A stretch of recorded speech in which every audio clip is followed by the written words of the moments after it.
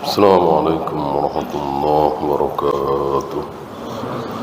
إن الحمد لله نحمده ونستعينه ونستغفره ونعوذ بالله من شرور أنفسنا ومن سيئات أعمالنا. من يهده الله فلا مضل له ومن يضلل فلا هادي له. أشهد أن لا إله إلا الله وحده لا شريك له وأشهد أن محمدا عبده ورسوله وبعد. Terakhir tentang larangan keras debat, jidal, atau lebih tepatnya mirak, mungkin bahasa debat kusir, bukan muzakarah, bukan tukar pendapat, tapi menang-menangan. Ini haram, walaupun kita berada di pihak yang benar. Taruhlah kita berdebat melawan orang yang mengatakan bahwa Nabi Muhammad bukan Nabi terakhir misalnya. Kan kita yakin betul kita yang benar, kita yakin betul dia yang salah. Tapi kalau tujuannya adalah mirak, debat kusir, menang-menangan, lebih baik tidak usah. Bikin capek, ngabis-ngabisin waktu, tidak ada faedah. Kecuali dia bertanya baik-baik, dia ingin tahu yang benar yang mana, tentu dijawab sebagaimana Abu Thawr dan Husain Al-Qarabisi yang bertanya kepada Al-Imam Asy-Syafi'i. Kemarin sudah kita bahas. Dua-duanya Mu'tazilah, ahlul kalam, falasifah yang biasa mengolok-olok ahlul hadis. Karena banyak sekali ayat-ayat, hadis-hadis yang tidak bisa dicerna oleh akal. Mereka tidak mau. Tidak boleh ada ayat, tidak boleh ada hadis yang tidak masuk akal. Itulah Mu'tazilah, falasifah, ahlul kalam. Oleh karena itu kalau tidak masuk akal, tolak. Mau Sahih, mau Bukhari, mau Muslim, mau Bukhari Muslim, bahkan Al-Quran sekalipun. Kalau tidak masuk akal, tolak. Tentu nolaknya secara halus. Beda dengan yang nolak secara kasar siapa? Yahudi. Kalau Yahudi kasar nolaknya, tapi sama-sama nolak. Kalau Yahudi kasar, hittoh ganti hintoh, dan betul-betul diganti. Itulah Yahudi. Nah kalau Jahmiyah, falasifah, halus, ya. Ar-Rahmanu 'alal arsy istawa, dibaca oleh mereka apa? Sama. Ar-Rahmanu 'alal arsy istawa, tapi dalam kurung. Istawa ay istaula. Ditafsirkannya, difahaminya. Adapun dibacanya tetap sama. Ar-Rahmanu 'alal arsy istawa. Beda dengan Yahudi. Betul-betul diganti. Hittah menjadi hintoh. Kasar, tidak malu-malu. Itulah Yahudi. Dan tidak akan berubah mereka sampai hari ini. Dan kita sedang menyaksikan kebenaran Al-Quran sebulan terakhir ini lebih, ya. Seandainya Yahudi itu baik, suka damai, mau berdampingan dengan kaum muslimin, tidak ingkar janji, tidak bengis, tidak kejam, kita sedih apa senang? Kalau Yahudi itu baik, tidak sadis, tidak kejam kepada kaum muslimin, tidak membantai wanita dan anak-anak, tidak ingkar janji, malah dermawan, kita sedih apa senang? Sedih. Kenapa sedih? Kenapa sedih? Ya Al-Quran salah dong. Al-Quran batal, apa nggak sedih kita? Justru dengan Yahudi itu biadab, bengis, binatang, ya, bahkan saudara mereka dulu, pendahulu mereka dulu, sebagian menjadi kera dan babi, dicap oleh Allah al-maghdubi alaihim, bangsa yang dimurkai. Kita senang, berarti Al-Quran benar, bangga kita, semakin yakin kita bahwa Al-Quran tidak salah. Ya, yang salah ya kitab mereka, karena kitab mereka kan bikinan mereka sendiri. Judulnya doang Taurat dan Injil, isinya bukan Taurat dan Injil kecuali sedikit sekali. Firman Allah di dalam Taurat dan Injil sekarang ini, Al-Ahdul Qadim, Al-Ahdul Jadid, perjanjian lama, perjanjian baru, tinggal sedikit sekali. Masih ada firman Allah yang asli, sedikit sekali. Beda dengan Al-Quran 100%, bukan 99,9%, bukan 100% firman Allah. Tidak ada yang tidak firman Allah, tidak ada yang karangan Nabi SAW. Itulah Al-Quran. Maka kita nikmati kebenaran Al-Quran sebulan terakhir ini. Biadab, bengis, tidak punya malu, tidak punya apa istilah kita, peri kemanusiaan, tenggang rasa, nggak ada, ya.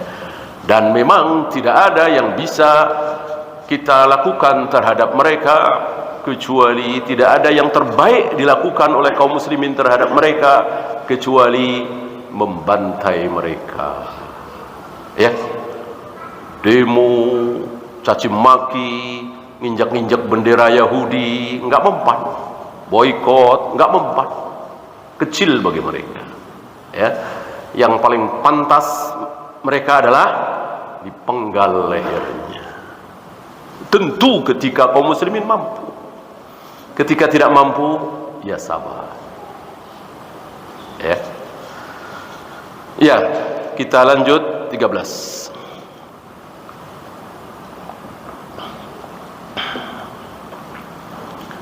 Wa'lam rahimakallah, ketahuilah semoga Allah merahmatimu. Ini salah satu adab dari para a'immah ketika mengawali pelajaran, dan pelajaran itu penting, seringkali diawali dengan wa'lam rahimakallah, ketahuilah semoga Allah merahmatimu. Semoga Allah merahmatimu, ketahuilah bahwa, kalau kita kan biasanya langsung ya, annal kalama fir rabbi muhdats, bahwa kalam, apa kalam? Ucapan, pembahasan, perdebatan, diskusi, pembahasan tentang Allah bid'ah. Oleh karena itu Allah tidak boleh diperdebatkan, dibahas, didiskusikan, ya. Jadi kita semua diam, jangan berbicara tentang Allah sedikit pun, diam, gitu. Kita tidak tahu apa-apa tentang Allah kecuali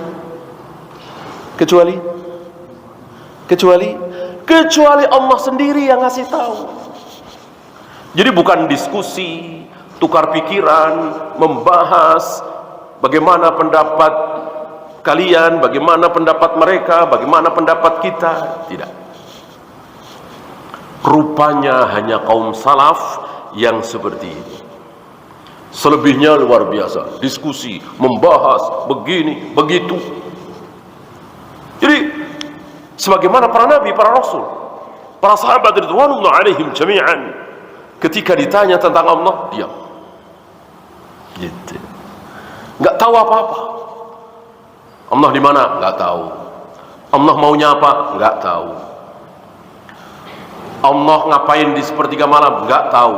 Nggak tahu, nggak tahu, nggak tahu, kecuali setelah diberitahu oleh Allah lewat lisan Nabi alaihi salatu wassalam bahwa aku bersemayam di atas arsy. Udah, ikuti, contek, jiplak, nggak perlu paham, nggak perlu paham, cukup mengikuti. Nggak mungkin, gimana kita bisa paham? Allah Rabbul Alamin maha tinggi, maha besar, maha agung. Kok kita bisa paham? Nggak mungkin. Maka kita tidak perlu paham bagaimana cara Allah bersemayam di atas arsy, seperti apa, nggak perlu paham. Yang penting kita ngikutin, jiplak, nyontek persis. Aku bersemayam di atas arsy, udah kita ikuti. Allah bersemayam di atas arsy, titik. Jangan diteruskan kemana-mana. Arsy-nya sebesar apa? Cara bersemayamnya seperti apa? Apakah sama dengan bersemayamnya manusia? Dan seterusnya, dan seterusnya. Hilangkan semua pertanyaan itu. Kita hanya tahu bahwa Allah bersemayam di atas arsy, titik. Ya nggak usah Allah lah, nggak usah Allah. Kita ambil contoh malaikat maut. Malaikat maut, si pencabut nyawa ini. Bagaimana kita bisa menalar, melogikakan, memahami satu malaikat di menit yang sama, di detik yang sama, mencabut nyawa manusia yang jumlahnya puluhan bahkan ratusan, dan di tempat yang sangat jauh. Ada yang di timur, ada yang di barat, ada yang di selatan, ada yang di utara, ada yang di Eropa, ada yang di Asia, ada yang di kutub utara, kutub selatan, di detik yang sama. Padahal malaikatnya cuma satu. Nggak kebayang oleh kita, kok bisa? Itu baru malaikat. Gimana Allah Rabbul Alamin? Lebih tidak masuk di akal kita, di logika kita. Maka jangan sok faham, jangan sok ngerti. Udah ikuti saja apa kata Allah dan Rasulnya.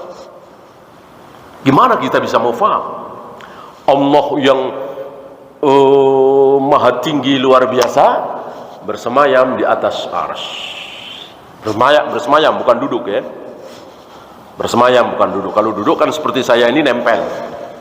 Berarti saya butuh kursi. Kursinya bergetar, saya ikut bergetar, kan begitu. Kursi maju, saya ikut maju. Allah tidak. Maka Allah tidak berguncang ketika Sa'ad bin Mu'ad meninggal. Padahal ketika Sa'ad bin Mu'ad meninggal, arsy Allah berguncang. Sabda Nabi alaihi salatu wasalam, ihtazzal arsy, arsy Allah berguncang saat ketika Sa'ad bin Mu'ad wafat. Bergembira menyambut kedatangan ruh manusia saleh, anak muda, belum sampai 40 tahun, 38 atau 37 kira-kira umurnya.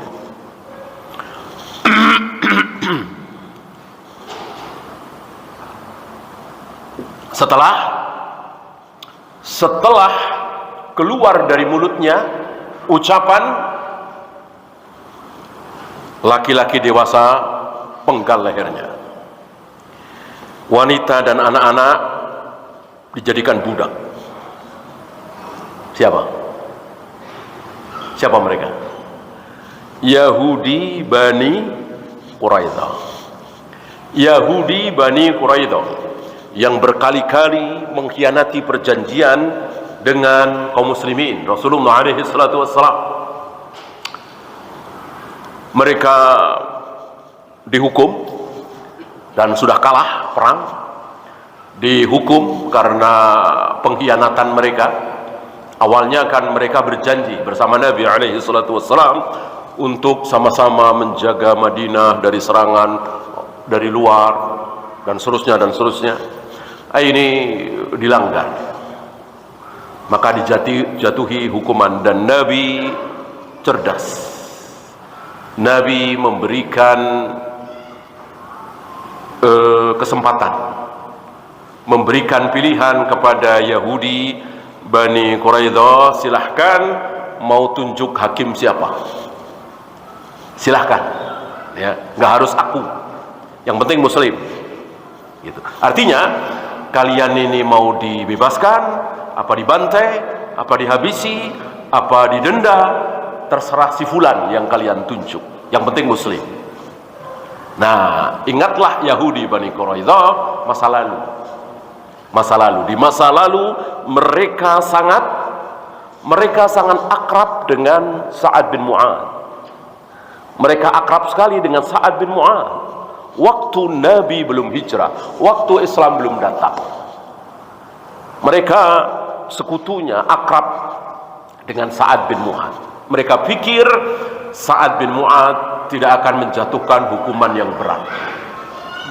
Ternyata mereka salah sangka. Sa'ad bin Mu'adz setelah masuk Islam hilang perasaan masa lalunya. Kecintaan beliau hanya kepada Allah dan Rasulnya. Tidak ada kecintaan kepada Yahudi, bahkan yang ada kebencian. Karena Yahudi luar biasa maksiatnya, bengisnya, berkhianat, penipu, pendusta.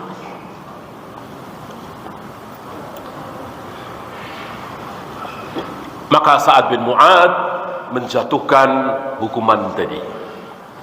Dan waktu itu Sa'ad bin Mu'adz sedang terluka parah, berdarah-darah. Bahkan akhirnya meninggal, kan?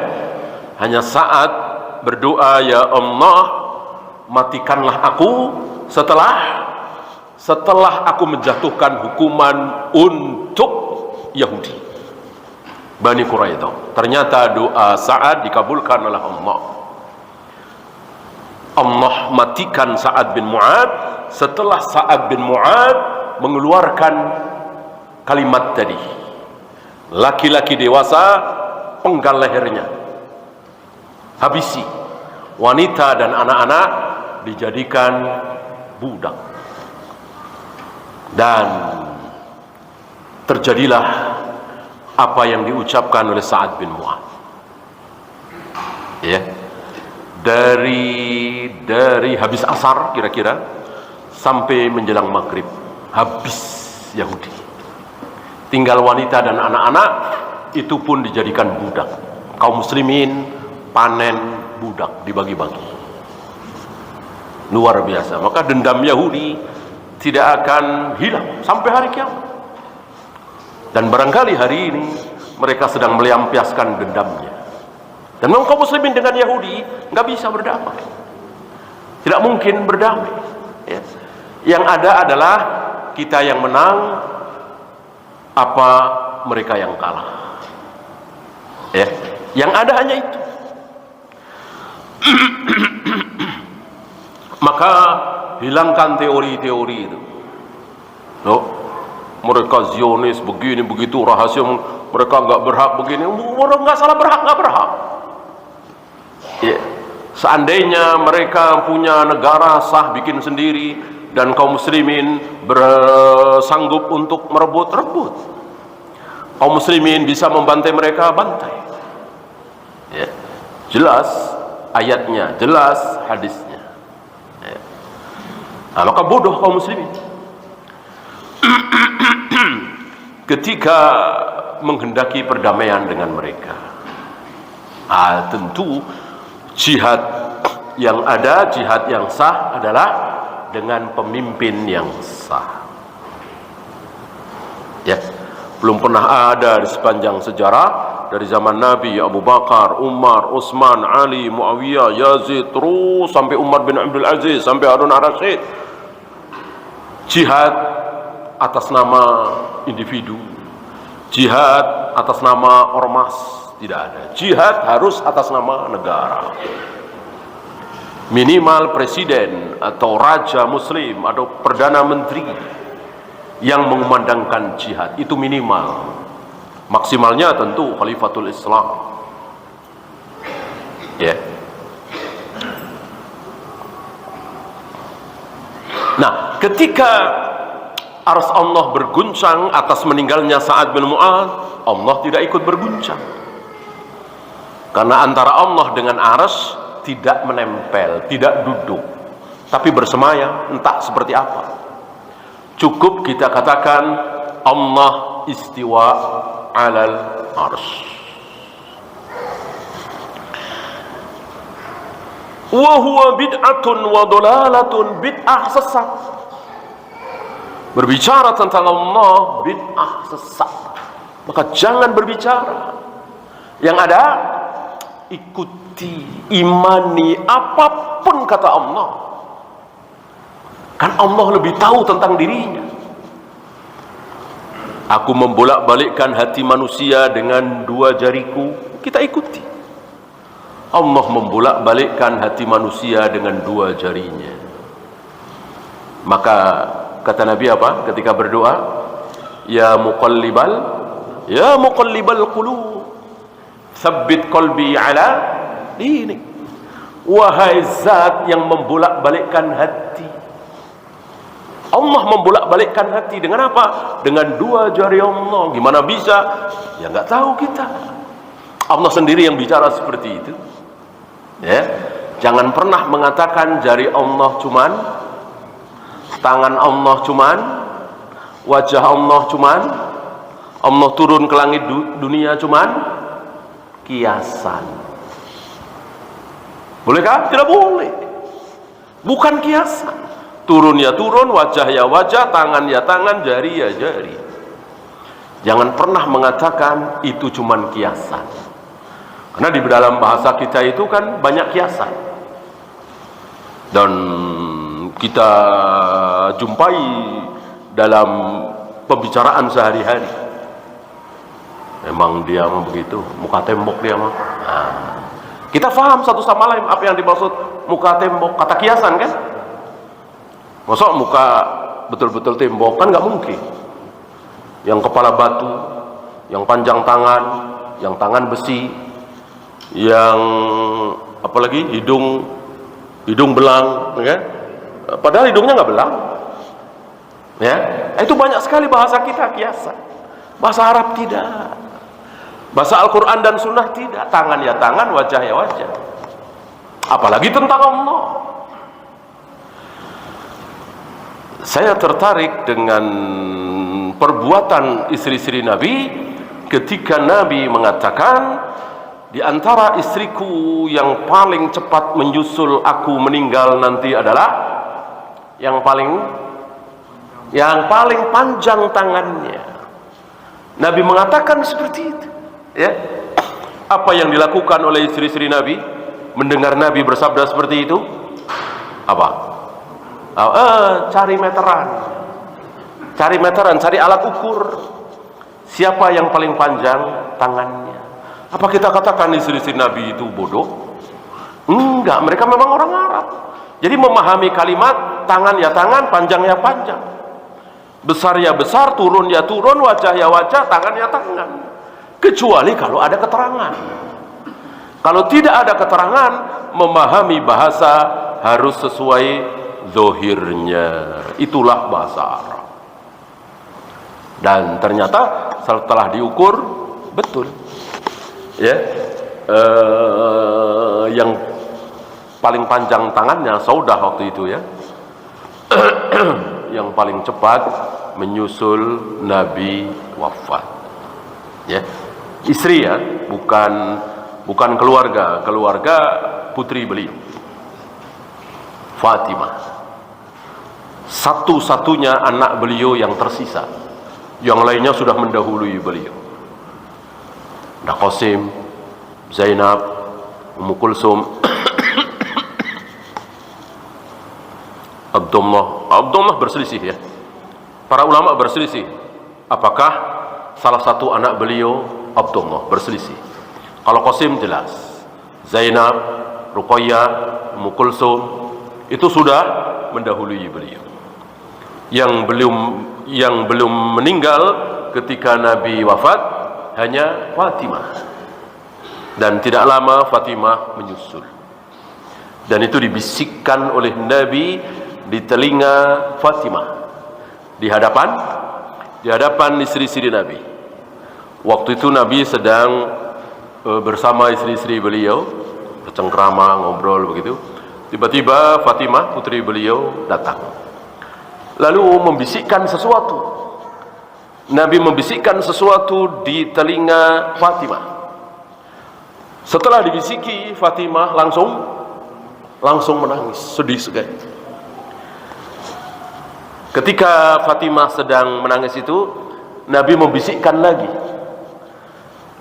Nabi membisikkan kalimat lagi. Tiba-tiba Fatimah senang, senyum, bahagia, tidak sedih lagi, tidak menangis lagi. Tidak selang lama penasaran, ya mungkin Nabi pergi gitu ya. Istri-istri beliau penasaran, apa bisikan pertama sehingga Fatimah menangis? Apa bisikan kedua sehingga Fatimah senang? Istri-istri Nabi bertanya kepada Fatimah. Apa jawab Fatimah? Apa jawab Fatimah? Fatimah cerdas, nggak mau jawab, ya. Karena kalau Fatimah boleh menjawab, tidak mungkin Nabi berbisik. Justru Nabi berbisik karena nggak boleh yang lain tahu, khusus Fatimah. Ya, nah, Fatimah cerdas.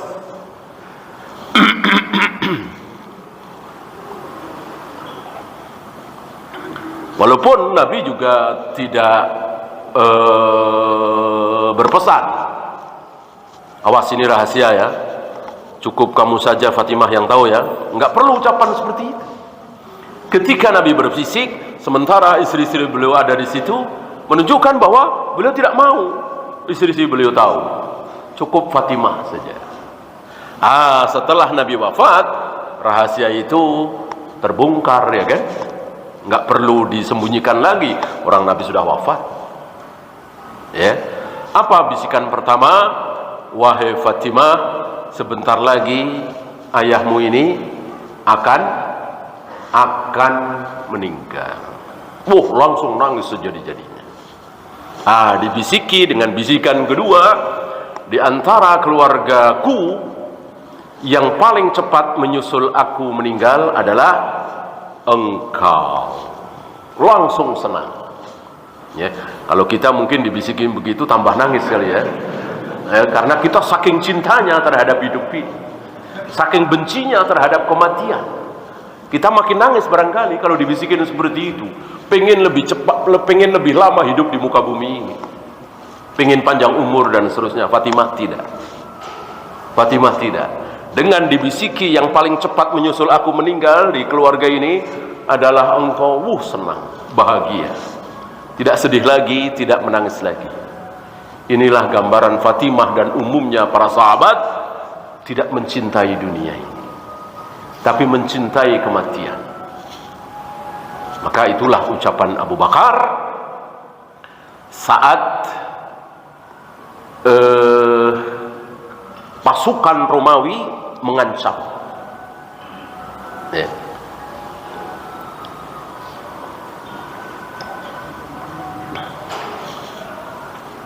Abu Bakar gantian mengancam bahwa akan aku kirim kepada kalian, kan Romawi, pasukan Romawi lewat komandannya mengancam, akan kami bikin Abu Bakar, ini Rasul sudah wafat ya, akan kami bikin Abu Bakar dengan pasukanku. Abu Bakar tidak sempat sholat. Berarti keadaan Abu Bakar dan para sahabat yang taat kepada Allah, salat, diketahui oleh orang-orang kafir. Sampai komandan pasukan Romawi mengatakan, Kaisar Romawi mengatakan, akan aku kirim pasukan yang akan bisa membikin Abu Bakar tidak sempat sholat, karena sibuk dengan menghadapi pasukanku. Dijawab oleh Abu Bakar, ya tentu lewat utusan ya, akan aku kirim pasukan kepada kalian, satu pasukan yang mencintai kematian, mencari kematian, sangat cinta kepada kematian, sebagaimana kalian, wahai orang-orang kafir Romawi, cinta kepada khamr. Ya, orang kafir dengan khamr itu sudah dari dulu. Maka orang-orang kafir akrab dengan khamr biasa. Yang tidak biasa kalau ada kaum muslimin akrab atau minum khamr.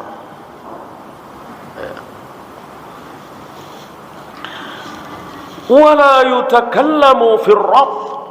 Oleh karena itu tidak boleh berbicara, berbincang, membahas tentang Rabb, tentang Allah, tidak boleh. Sekali lagi, yang boleh cuman mengimani apa adanya.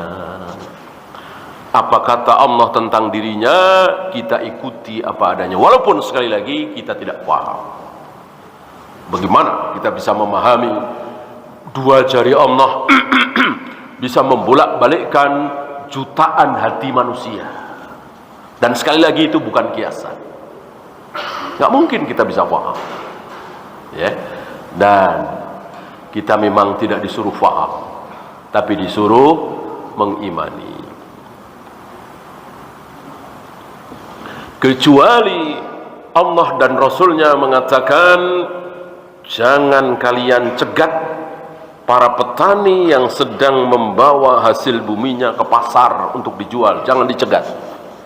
Ini kita harus paham. Gitu. Kenapa tidak boleh? Boleh dikiaskan ke sana kemari. Ya. Fawaid dari sabda Nabi ini luar biasa. Apa? Tidak boleh menentukan harga kecuali pemilik barang. Tidak boleh pemilik barang itu ditutup informasi tentang harga. Jadi yang berhak menentukan harga cabai siapa? Ya petani cabai.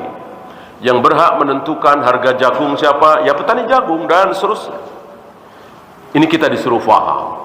Yang ini malah kita nggak paham. Iya kan? Banyak dari kita tidak paham.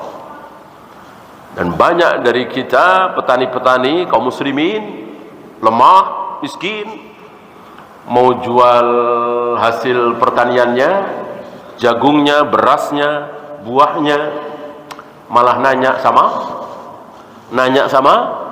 tengkulak. Mestinya tengkulak yang nanya kepada petani, Bapak, Ibu, cabenya mau dijual berapa? Berasnya mau dijual berapa? Jagungnya mau dijual berapa? Itu kita disuruh mikir. Karena memang bukan hal yang gaib.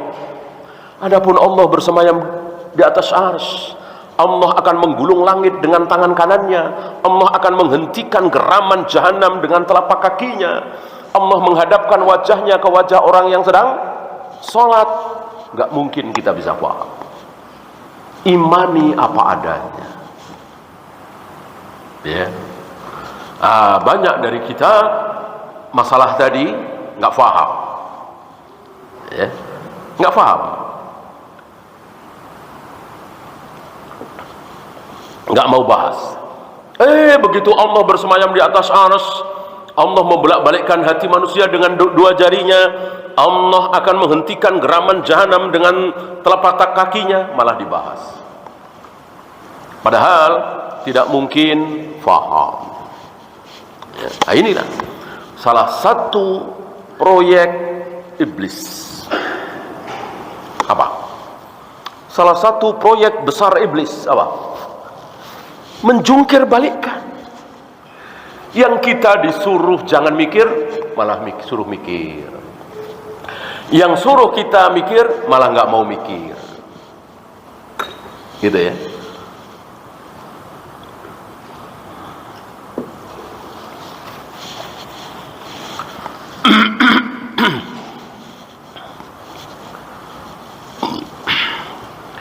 Banyak di antara dalil-dalil dalam Al-Quran dan Sunnah yang kita disuruh mikir.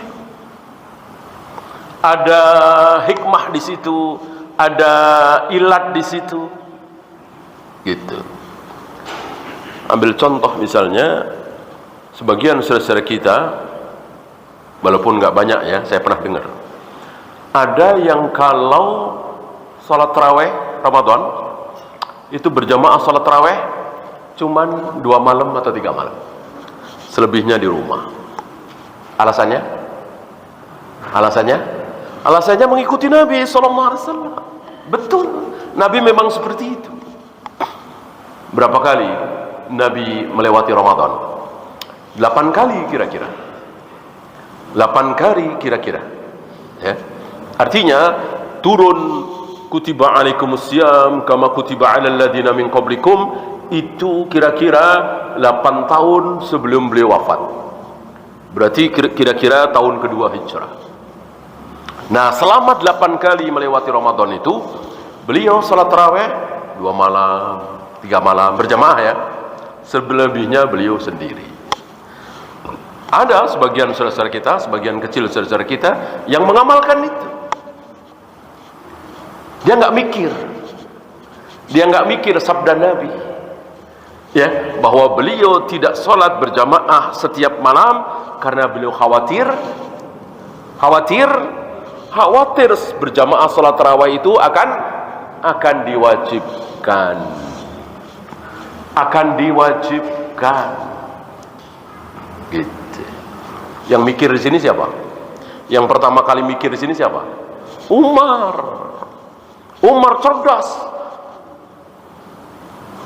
Akalnya, logikanya dipakai dalam hal ini. Kenapa Nabi tidak mau berjamaah salat tarawih setiap malam di bulan Ramadan? Karena ada alasannya, ada ilatnya. Apa? Khawatir nanti akan menjadi wajib. Seandainya berjamaah salat tarawih di masjid wajib, betapa bertambah banyak kaum muslimin yang berdosa. Ya.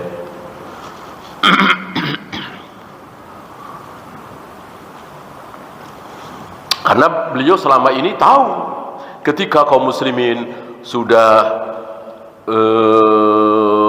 melakukan berbagai kewajiban, taruhlah sholat lah ya. Dari mulai Mekah, dari sebelum Isra Mi'raj, kaum muslimin sudah sholat di sekitar Ka'bah, 2 rakaat, kapan saja, di mana saja. Yang penting menghadap Masjidil Aqsa, belum menghadap Ka'bah. Nah, setelah kaum muslimin terbiasa dengan sholat, diwajibkan. Begitu pula ketika kaum muslimin sudah terbiasa menjauhi khamar, baru diharamkan. Nah, beliau khawatir seandainya kaum muslimin sudah rutin tiap malam berjamaah sholat tarawih, bisa-bisa diwajibkan. Ini luar biasa ya. Seorang nabi saja tidak tahu bahwa ini tidak akan wajib, nggak tahu. Kalau beliau tahu, tentu beliau tidak akan khawatir. Udah jamaah tarawih setiap malam pahalanya besar sekali, nggak mungkin jadi wajib. Saya tahu kok. Enggak, beliau nggak tahu. Betul-betul beliau nggak tahu mana yang wajib, mana yang tidak wajib, mana yang sunat, mana yang haram. Betul-betul beliau nunggu dari langit. Betul-betul wahyu, bukan karangan beliau. Dan tidak berhak beliau mengarang. Nah, karena beliau khawatir nanti menjadi wajib, maka beliau tahan. Paling cuma 2 malam, 3 malam, habis itu sendiri. Nah, ketika beliau wafat, mungkinkah kekhawatiran beliau terjadi? Ketika beliau sudah wafat, mungkinkah salat tarawih yang tidak wajib akan berubah menjadi wajib? Mungkinkah? Tidak mungkin. Orang beliau sudah wafat, wahyu sudah putus. Tidak mungkin ada perubahan hukum. Maka yang wajib akan terus wajib sampai hari kiamat, yang tidak wajib tidak akan menjadi wajib sampai hari kiamat, yang haram akan terus haram sampai hari kiamat. Tidak mungkin ada perubahan hukum. Perubahan hukum hanya dimungkinkan ketika Nabi masih hidup. Cerdas Umar. Karena sudah tidak dikhawatirkan lagi, maka Umar melarang kaum muslimin salat tarawih sendiri-sendiri. Mulai besok jangan kalian salat tarawih qiyamul lail kecuali setelah datang Ubay bin Ka'ab atau Tamim Ad-Dari ditunjuk sebagai imam. Sejak saat itulah kaum muslimin salat berjamaah tarawih di masjid setiap malam. Nah, akal Umar dipakai. Kenapa? Karena tidak membahas hal yang gaib. Adapun membahas tentang Allah ada di mana, sepertiga malam Allah ngapain dan seterusnya, tidak mungkin pakai akal. Betul-betul murni harus dengan dalil.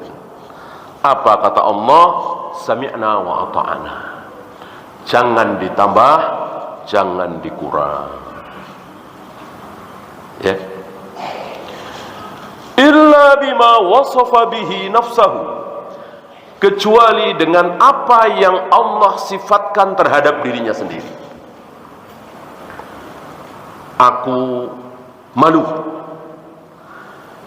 kalau ada hambaku yang mengangkat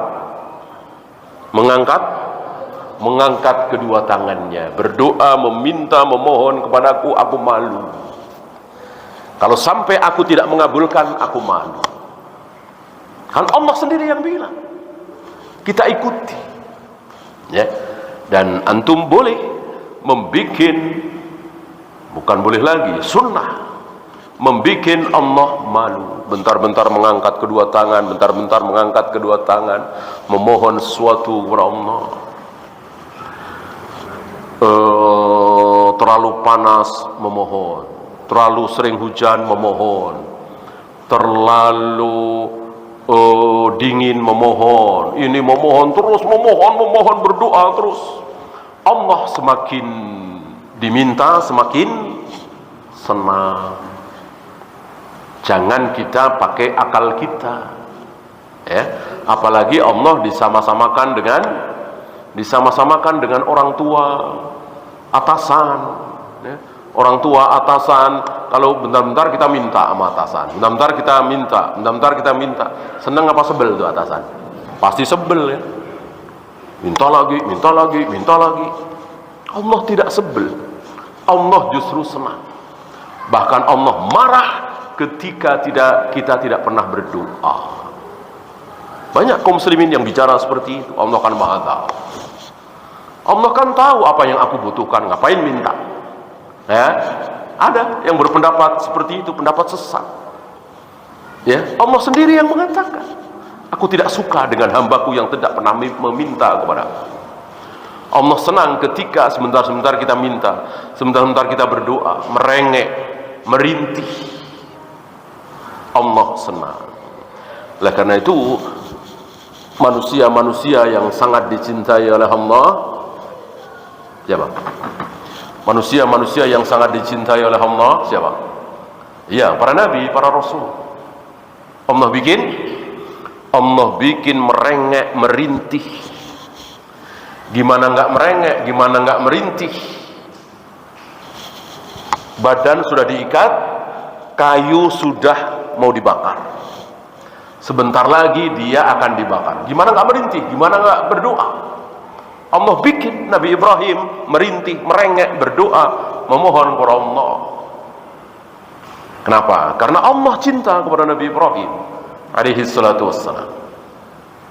Gimana enggak merintih, gimana enggak berdoa di belakang Fir'aun dan bala tentaranya, entah berapa ribu jumlahnya, dengan persenjataan yang luar biasa. Di depan laut, mau lari kemana?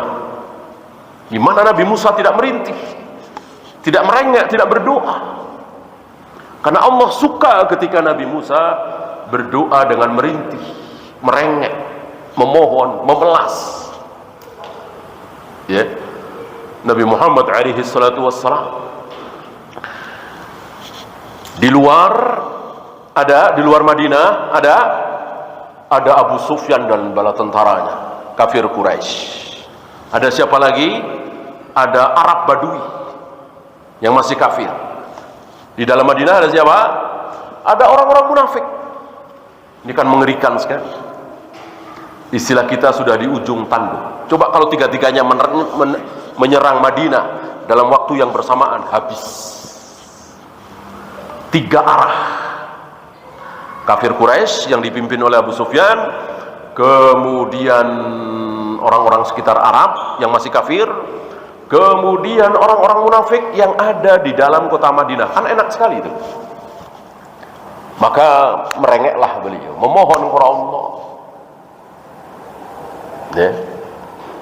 Bahkan di perang Badar, ini yang perang Ahzab ya, perang Khandaq ya.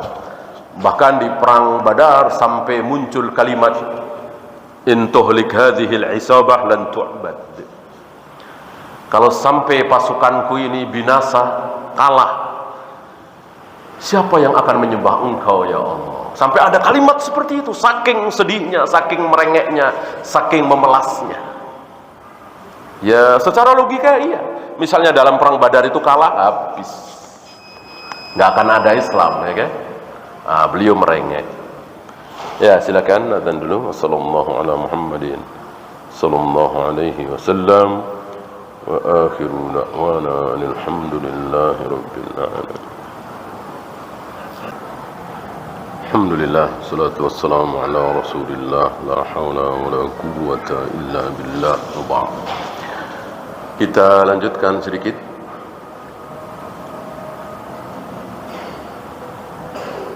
Wa ma bayyana Rasulullah sallallahu alaihi wasallam li ashabihi.